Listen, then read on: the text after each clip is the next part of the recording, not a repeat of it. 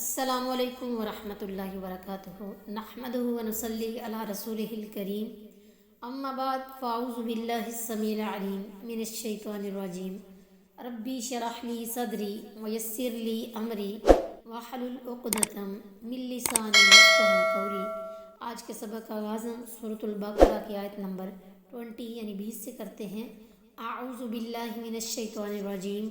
بسم اللہ الرحمن الرحیم۔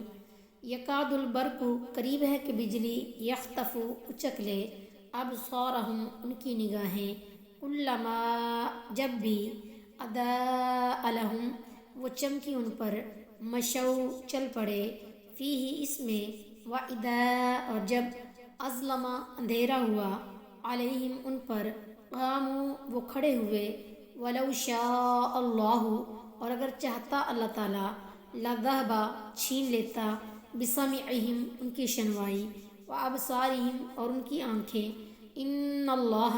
بے شک اللہ تعالیٰ، علی اوپر، کل ہر ایک شیء چیز کے، قدیر قادر ہے۔ ان کی حالت یہ ہو رہی ہے کہ عنقریب ہی بجلی ان کی بصارت کو اچک لے گی۔ جب بجلی کی چمک سے کچھ روشنی پڑتی ہے تو چل پڑتے ہیں، اور جب اندھیرا ہو جاتا ہے تو ٹھہر جاتے ہیں۔ اور اگر اللہ چاہتا تو اس حال میں کڑک سے ان کی سماعت کو اور چمک سے ان کی بصارت کو سلب کر سکتا تھا، کیونکہ اللہ تعالیٰ یقیناً ہر چیز پر قادر ہے۔ یہ ایک دوسری قسم کی منافقوں کی مثال بیان کی گئی ہے۔ پہلی قسم کے منافق تو وہ تھے جن کے دل میں کفر ہی کفر تھا، مگر مفاد پرستی کی خاطر مسلمانوں کے سامنے اسلام کا دعویٰ کرتے تھے، اور یہ دوسری قسم ان منافقوں کی ہے جو شک اور تذبذب کا شکار ہے۔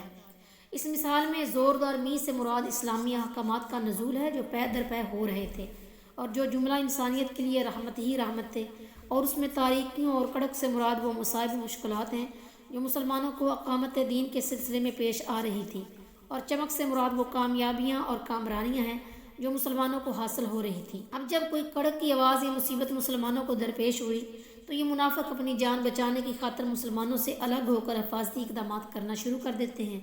حالانکہ اللہ تعالیٰ اس صورت میں بھی ان کو ہلاک کرنے کی پوری قدرت رکھتا ہے، اور مسلمانوں کی کامیابی اور ان کی مسلمانوں سے علیحدگی ہی ان کی موت کا باعث بن سکتی تھی۔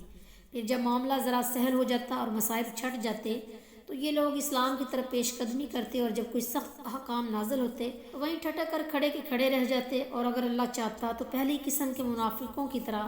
ان کی بصارت اور سماعت کو بھی سلب کر سکتا تھا، مگر اللہ کا قانون ہی یہ ہے کہ جو شخص جس حد تک دیکھنا اور سننا چاہتا ہے اسے اس حد تک سننے اور دیکھنے دیا جائے، اگرچہ اللہ ہر چیز پر قادر ہے۔ وما علینا الا البلاغ۔